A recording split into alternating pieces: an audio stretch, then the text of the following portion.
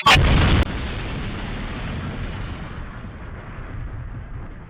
teman-teman, selamat datang kembali di Batalion 12, ruang pembahasan politik dan militer. Saat sebuah negara membeli alutsista dari luar negeri, kebanyakan orang mengira prosesnya selesai begitu barang tiba dan mulai digunakan. Namun di balik hanggar pesawat, galangan kapal hingga bengkel militer berteknologi tinggi ada kisah lain yang jarang diketahui.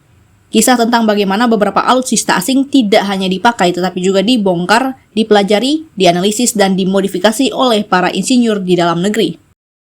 Tujuannya bukan sekadar menghemat biaya, melainkan membangun kemampuan memahami teknologi dan perlahan mengurangi ketergantungan pada negara lain.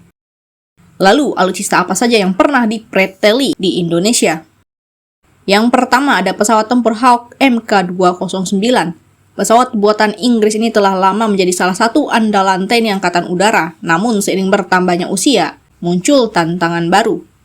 Ketersediaan suku cadang semakin terbatas dan biaya pemeliharaan terus meningkat.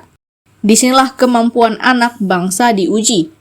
Melalui kerjasama antara Depohar TNI Angkatan Udara, lembaga penelitian dan kalangan akademisi, berbagai komponen pesawat dipelajari secara mendalam.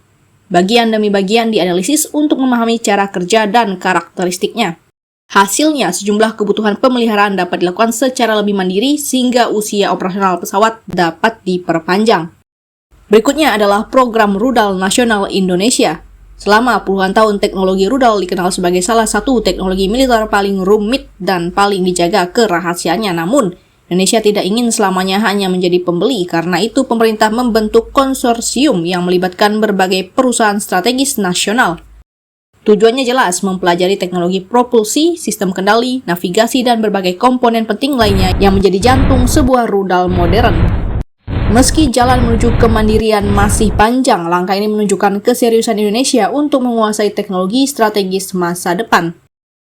Tak kalah menarik, ada sektor pertahanan laut. Sebagai negara kepulauan terbesar di dunia, Indonesia memiliki kebutuhan besar terhadap teknologi bawah laut, mulai dari torpedo hingga kapal selam menjadi fokus pengembangan yang terus dilakukan. Berbagai pengalaman kerjasama internasional dimanfaatkan untuk meningkatkan kemampuan teknisi di dalam negeri.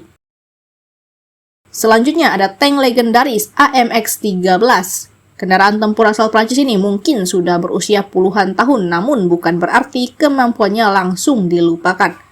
Melalui berbagai program perawatan dan peningkatan kemampuan, banyak komponen penting dipelajari dan disesuaikan dengan kebutuhan operasional TNI. Mesin, sistem mekanis, hingga berbagai perangkat pendukung terus mengalami penyempurnaan agar tetap mampu menjalankan tugasnya dengan baik. Semua contoh tadi menunjukkan satu hal yang sangat penting, membeli alutsista hanyalah langkah awal. Nilai sesungguhnya terletak pada kemampuan memahami teknologi yang ada di baliknya. Dan mungkin saja sebagian teknologi yang sedang dipelajari hari ini akan menjadi cikal bakal alutsista buatan Indonesia di masa depan. Pertanyaannya sekarang, alutsista asing apa lagi yang menurut kalian paling layak dipelajari dan dikembangkan oleh Indonesia? Bagaimana pendapat Sobat Batalion 12? Coba tulis di kolom komentar.